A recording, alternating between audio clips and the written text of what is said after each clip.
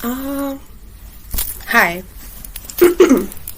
Sorry, I already tried to film this, but I'm on a school Chromebook right now, and it's kind of shit, and they just, like, restarted my account. They did it for, like, a bunch of people. It was really annoying.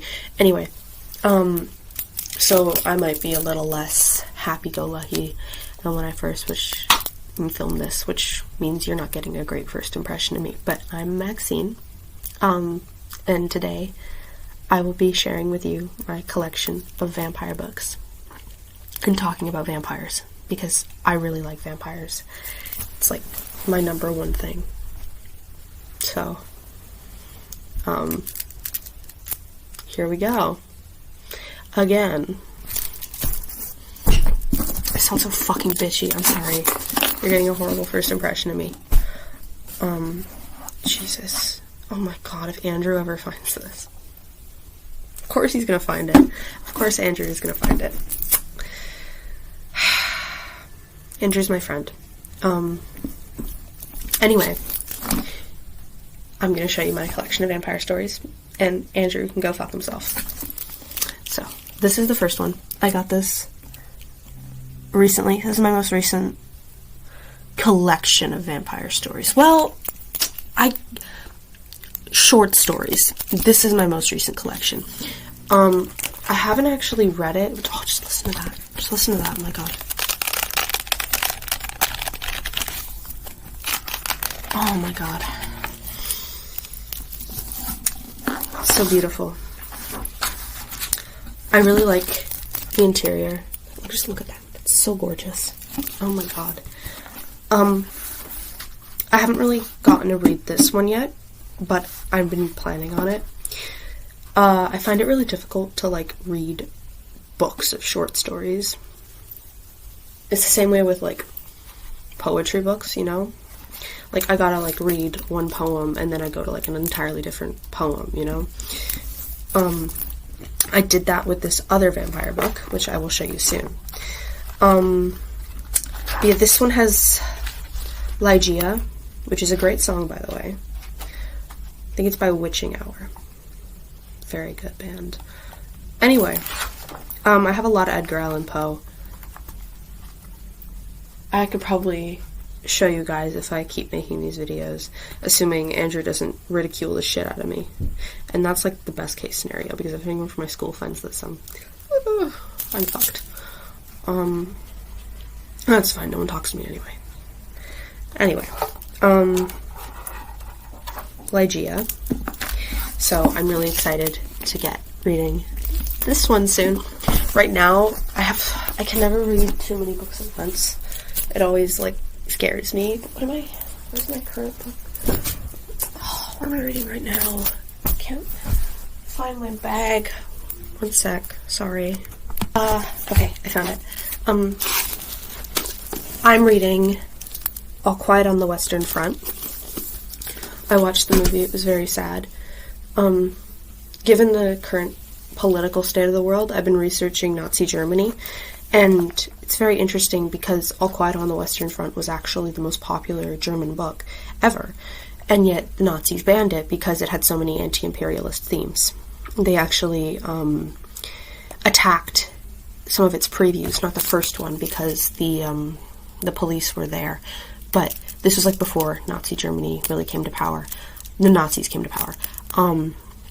But the second time, because the cops weren't there because the Nazis didn't come the first night, they just, like, beat up old women and they smashed the projector, because the story All Quiet on the Western Front had so many nationalist themes, or anti-nationalist themes, and I think if Nazis beat up old women because they don't want them to see a movie, then it must be a pretty good movie, and it must be an even better book. So, also, Eric Marie Remarque, I think it's Henrique, no, not Henrique, he's not French,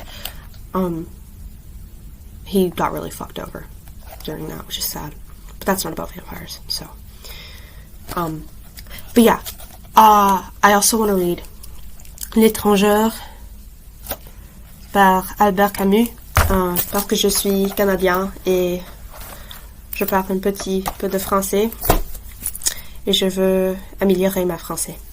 Donc, je vais lire L'étrangère en français. Désolée à les Français qui regardent cette vidéo. But yeah, my friend's dad let me borrow this, which is really interesting because they're from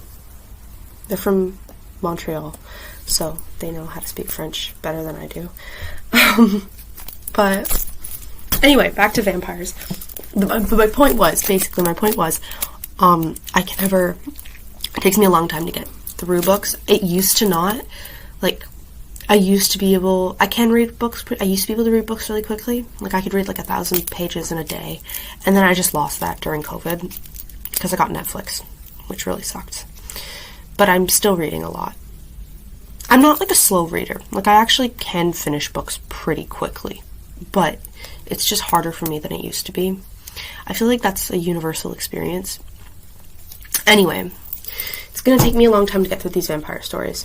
Like, all of them. But I like them, and I want to preserve this, so experience for like as long as I can. So, this is the second one, The Vampire Archive.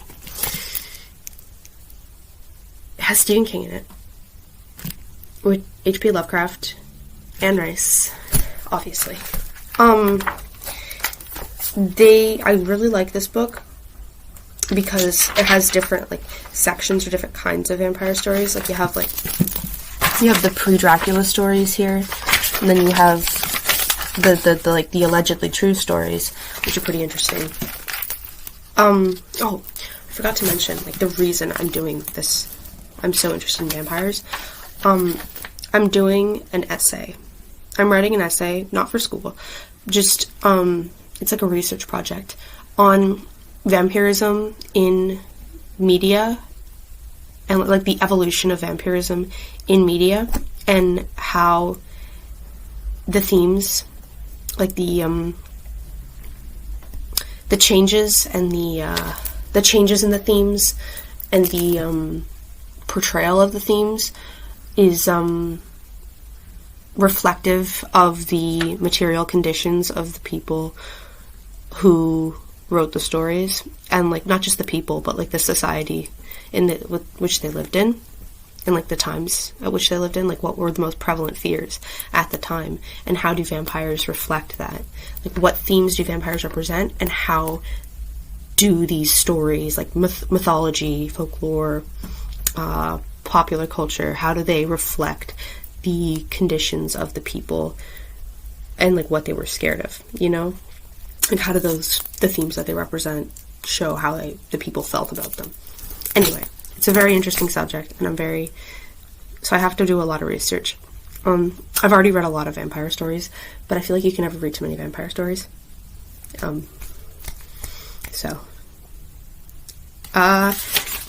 They have more in this, like, you have like the classic tales, like Dracula's Guest, and Count Magnus and stuff like that. Interesting, they have psychic vampires, which I feel like people don't really talk about psychic vampires a lot, but I feel like they are a very interesting subject that doesn't get explored a lot. There's this old story about it's like I think it's 1897, right after Dracula was published, about a biracial woman who's figures out she's a psychic vampire, and she like deals with racism and like, I don't know, all these like suicidal thoughts and stuff. I haven't read it, but I really want to. I really can't wait to get it. I forget what it's called, but it seems really interesting. Yeah. Then, you know, you got like the particularly romantic stories in here. So it's like a really interesting collection that I'm very happy that I have this. When my mom got it for me, God bless my mother, but she put it in the same bag as the bubble tea which she was getting me, which was very sweet of her, but she put it in the same bag and it spilled. and I had to, like, glue it back together with, like, fucking Elmer's glue, and you can still, like, see, like, the purple stain, like, I don't know if you can see that, like, yeah, you can still see, like, the purple stain from the tarot, so, but I don't know, it gives it character, so, this is a really good one, the Penguin book of vampire stories. I really like this, and it's very versatile too, because it has the, not only does it have the original John Polidori, like the one who, because like John Polidori sort of like invented the Byronic vampire, and I will get into that in a second, but I feel like this video is going to cut out soon, just like the other one, so I'm going to film a part 2, and then I'm going to put them together. I'll be right back. John Polidori basically invented the modern, like what we think of as a vampire today, like the Bela Lugosi kind of vampire, like, or like the Lestat de Lioncourt sort of like vibe. That is very much inspired by John Polidori and like who based his story, The Vampire, off of Lord Byron when he spent his time with him in Geneva with Mary Shelley and Percy Shelley. And he just, like, could not stand him at all. But yeah. So, it has the vampire in it, this book. It's a very good book. It has some other short stories, which I really appreciate. They also have the Varney books, which are some of the... It has an excerpt of Varney the Vampire, which was this collection of Penny Dreadful stories that were about this vampire, Varney, and it was, like, very campy and very, like, it wasn't very serious, and I think Varney and Polidori sort of created the current vampire, like, what we think of as a vampire today is not like our Eastern European, like, folklore legends, but more so, like our, I don't know, like, whatever you'd see in, like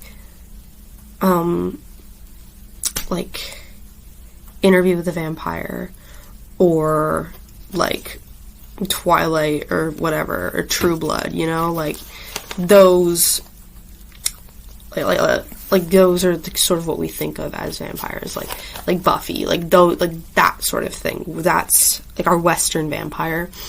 That very much came from Malcolm James Reimer and John Polidori. It has this other story called The Mysterious Stranger, which I really, really do love.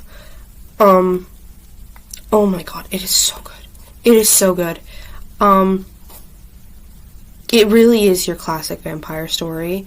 It is, obviously, before Dracula, because this is chronological, and we only get to Dracula's guest here. There you go. Bram Stoker. But yeah, The Mysterious Stranger is just, like, I can't even, just read it, please, just find it, just, like, PDF. It's by an anonymous German author. It's just, like, oh my god, I love it. But yeah, I have a lot of copies of Carmilla, because, I have so many short story books, and a lot of them have Carmilla in it, but I read Carmilla before I got a lot of these, so I have my own copy of Carmilla, like, just the story Carmilla, but we have Carmilla in this one too, so if anybody needs a copy of Carmilla, hit me up. I probably have one.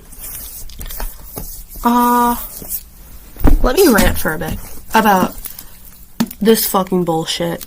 This was one of the worst short story books I've ever read in my life. This was so ass. This was genuinely terrible. Like, worst. Oh, awful. But it did have a few good ones. I read this one. I only got halfway through because I hated it so much. It had, like, so much. It had this bullshit story called fucking, what was it called? Jesus, where is it? La Diante. It was so fucking racist. It was actually, like, crawling under my skin. Like, Nancy Kilpatrick, rest in peace, I guess, but, like, this was so fucking racist. Like, the whole point, like, was, like, this happy slave archetype, underpaid maid of a white family, like a white upper middle class family, realizes she's a chupacabra, and then she remembers a time back in her home country where her family ate dogs, and it's, like, supposed to be empowering, but this white author is, like, basically just stereotyping South Americans as, like, brutish, like, violent dog eaters, which is, like, you sound like Donald Trump. Like, I'm reading this and I'm like, you sound like fucking Donald Trump. Like, what the fuck? It was so racist. And I hated it so much. I had to write, like, I wrote a whole fucking essay in my Storygraph journal about this. I never got to post it because I never finished this bullshit. But, there were a few good stories, and I will call this out. Obviously, The Master of Rambling Gate. I think it was intentional that they started it off with a really good author, Mrs. Anne Rice, obviously. But yeah. Master of Rambling Gate. If you don't want to start off with Interview with the Vampire, you should probably... I would recommend that you start off with The Master of Rambling Gate. I feel like that would be, like, a lot easier to ease into Anne Rice's work than, like, going straight into Interview with the Vampire. I feel like starting off with Interview with the Vampire is also a really good way to get into Anne Rice's work, obviously. But, I feel like it would be, like, an extra little treat to start you off with, like, Master of Rambling Gate, and then you go into Interview with the Vampire. Like, I wish I read The Master of Rambling Gate before I read Interview with the Vampire. There's this other one, and I'm gonna actually take a minute to talk about the other ones, because there's this one right here was like, oh, I loved it. Question of Patronage was very good. If you enjoyed the more tension-y aspects in the beginning of Dracula, like, Dracula is a very tension-filled story, but, like, the aspects between Jonathan and Dracula during his first visit, now I want to reread Dracula. Anyway, during his first visit to Castle Dracula, and, like, that sort of, like, oh, does he know he's a vampire? Like, is he gonna get eaten? Or, like, what's going on? What's going on with Dracula? What's up with him? Like, you have, like, if you enjoyed that part, the first part, I would definitely recommend you read A Question of Patronage by Chelsea Quinn Yarbrough. I'm so sorry, Chelsea Quinn Yarbrough, for mispronouncing your name. Your story was very good, and I really liked it. Prince of Flowers is creepy. That one's by Elizabeth Hand. Prince of Flowers is about this vampire doll, which is, like, interesting. And it has like, a cool take on vampires, because it does this thing with, like, hold up, I annotated this. Let me find it.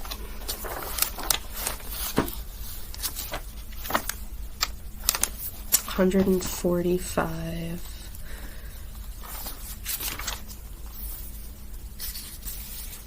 Oh, yeah. Has a lot to do with, like, love bombing and, like, them, like, sort of like a take on vampires through the lens of a woman being bombarded by a man who wants to, like, date her, like, and, like, that sort of feeling of being, like, overwhelmed with, like, flowers and, like, love and, like, I don't want this, I don't want to be, like, courted right now, leave me alone, that sort of vibe. Very interesting take on vampirism, and, like, a take on men like that, like, who sort of, like, view their love, who like, not view, but, like, express their love in a very selfish and conceited manner. I think that is, like, very interesting. The Ravenbound, I forgot what that one was about, but I know I underlined it, and I liked it. Oh, yeah, The Ravenbound very much inspired by Anne Rice, which is why I liked it. Specifically the Vampire Lestat, and maybe Queen of the Damned too. But yeah, that's why I liked it. I honestly didn't think it was very original, but it was a good story. Like, I feel like it was definitely a good writing exercise for the author. I think if you're, like, you know, like how sometimes you'll, like, write fan fiction or something, and it's, like, a good writing exercise, you know, to, like, practice your own skills at developing characters and, like, understanding your characters. And I think it was very well done, so I liked it. Aftermath by Janet Berliner. That was page 189. I forget why I liked it. Let me just reread it for a second. Oh, yeah. This one is about, like, I liked this one because it did talk about Lilith, the ancient vampire queen. And, like, it's, like, through the lens of, like, an ancient Jewish family, and it's just so interesting, like, that sort of, like, I loved, like, the vibe of, like, an ancient town, and, like, this, like, fear of this vampire queen, and, like, I don't know, I loved it. Also has, like, a lot to do with, like, menstruation and, like, the role of the daughter within the family, and what that's like for women. I really liked that. I had a lot of annotations here, like this line. Soon she ceased to be obedient to him or to any man. Famously the sin that brought Lilith her damnation. Yeah, so this is, I think in this scene, yeah, Devorah, the daughter of Rose and of Meyer ben Joseph, never spoke again of the two men or even of the child of the manservant, conceived that Passover during her time of bleeding and growing in her womb. Yeah, so it's about this girl who has sex on Passover, and she gets pregnant, and her family, like, sort of starts to, like, become ashamed of her and, like, reject her. I think that's how I remember it. I may be getting it wrong. But yeah, and it's like she, like, sort of like there's, like, a lot of comparisons to her and the ancient story of Lilith, who refused to lie under Adam and was then cast away to the I forget, I think it was the Red Sea. She was cast away to an area like a cave, and she gave birth to 100 vampire children a day. And they're called the Lilitu. And they also do, like, a lot, like Lilith.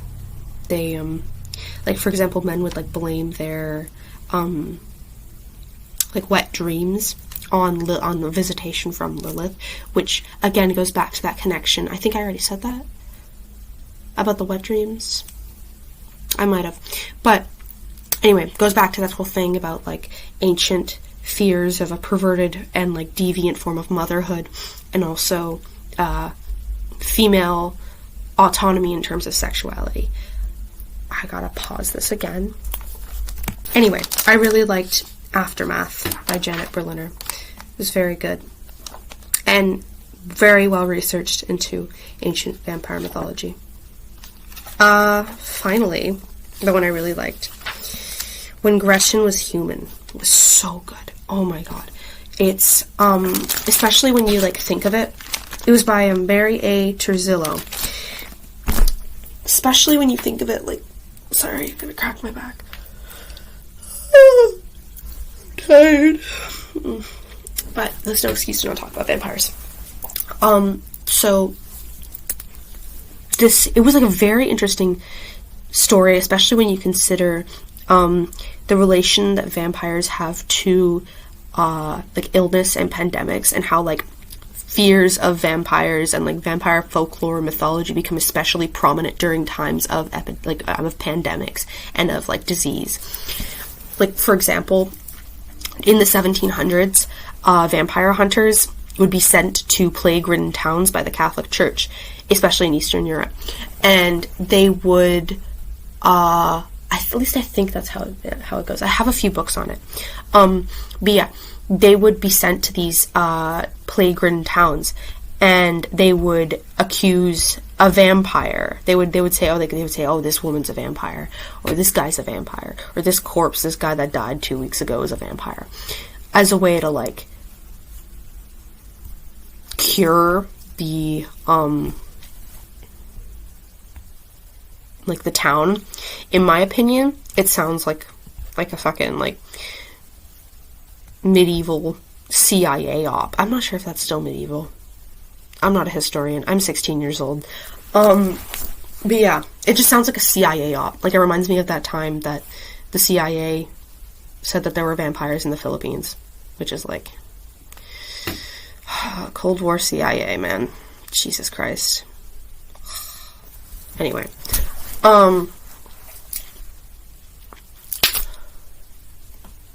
yeah, illness and vampires. Especially when you, like you consider, like, like these ancient vampire hunters would go to these, like, towns, and they would find bodies in, like already, like, dead bodies, like people who had died weeks ago. And because when we die, we go through something called livor mortis, and during livor mortis, we, like, the blood in our bodies tends to pool in different areas, and it would actually, a lot of the times, it would pool right under our mouths. I'm hungry. My stomach is grumbling. I'm hungry. I want to get pancakes. There's this place near my house, and they sell Nutella crepes. But I kind of want to get Nutella pancakes. But I feel like Nutella crepes would be more delicious. You know? Anyway, vampires. During livor mortis, blood pools in different areas, and it often pools right under our mouths. And the vampire hunters would be like, see? Look! The body, it's alive! He's coming alive! And that's why your kid is dying of pneumonia. Or whatever, you know? And, yeah. So, like, that's a big reason why there are a lot of, like, vampire fears in Eastern Europe. Also, during the AIDS crisis, the whole, like, that, again, because there's that prevailing fear of deviant sexuality going all the way back to ancient Mesopotamia. Like, going, and if you, like, you look at, like, ancient Greece, like, you have the Lamaya and you have the Empusa, who were both, like, shape-shifting, like, seductresses, who, like, glutted, who would fatten up their victims, men, and then glut themselves on their blood. And then you have the Streaks, which was sort of a witch at the same time. That was ancient Roman.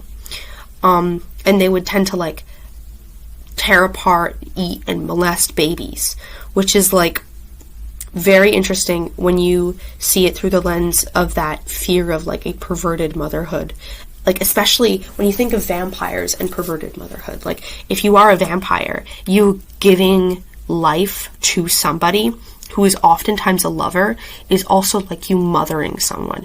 And that was really interesting to read more in depth about in The Vampire Lestat, with the dynamic between Lestat and Gabrielle.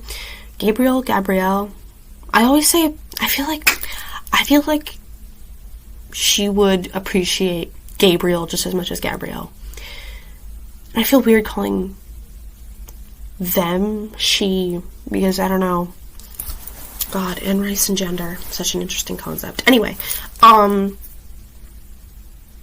yeah, so during that time, like, during the AIDS epidemic, there was that fear of, like, gay people and blood illnesses, like, and sexuality. Like, there were, like a lot of homophobia, and the whole idea that there would be, like a deviant sexual, like a pervert who would, like, a gay pervert who would, like seduce someone and, like, latch onto them, and then, like, through their sexuality, give them this blood illness and kill them. And that's what vampirism is. It's a revived corpse. Especially, like, even, it's always been about corpses. Very similar to zombies.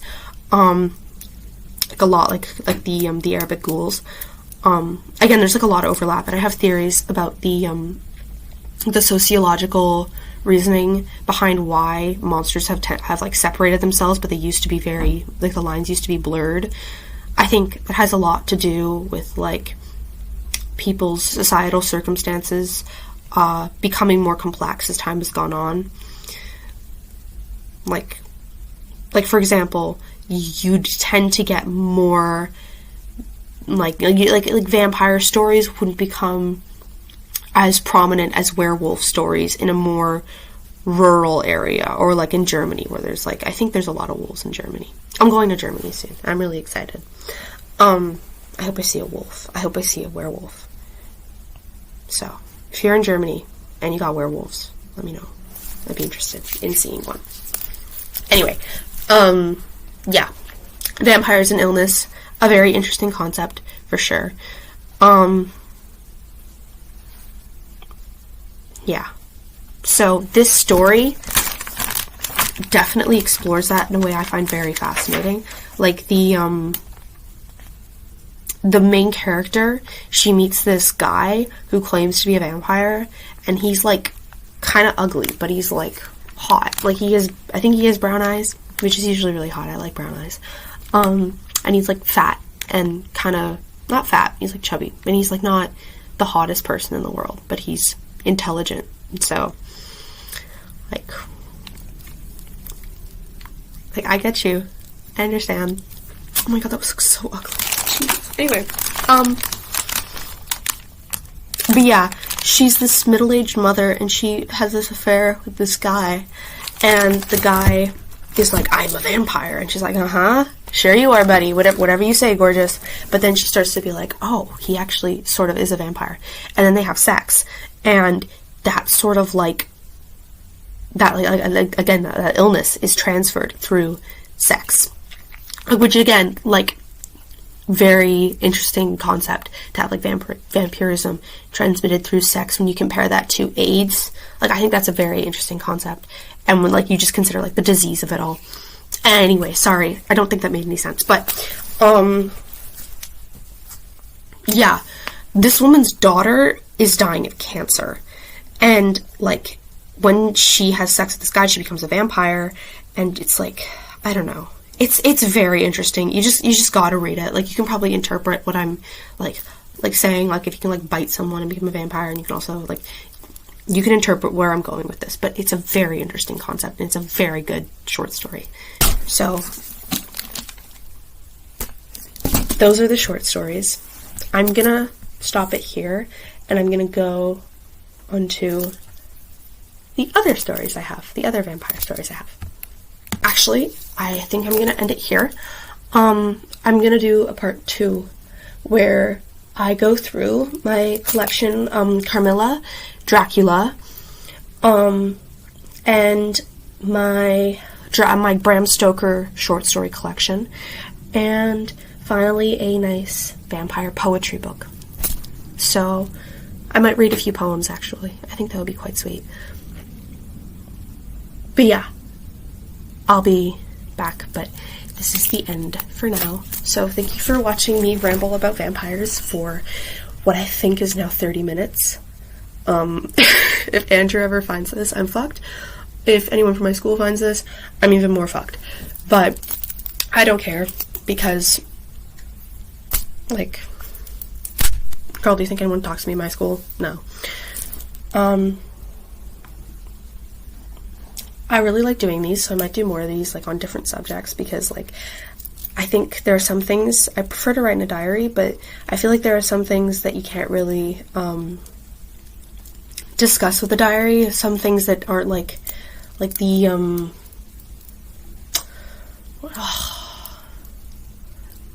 for lack of a better term, the method of giving information. Jesus, I know there's a better term for that. I know I've used it recently. I'm just so tired. But yeah, it's, like, not transmittable through writing. Like, talking for 30 minutes about vampires is something I kind of gotta do to a camera.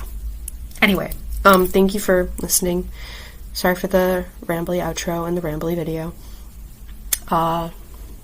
Yeah. Stay tuned for part 2.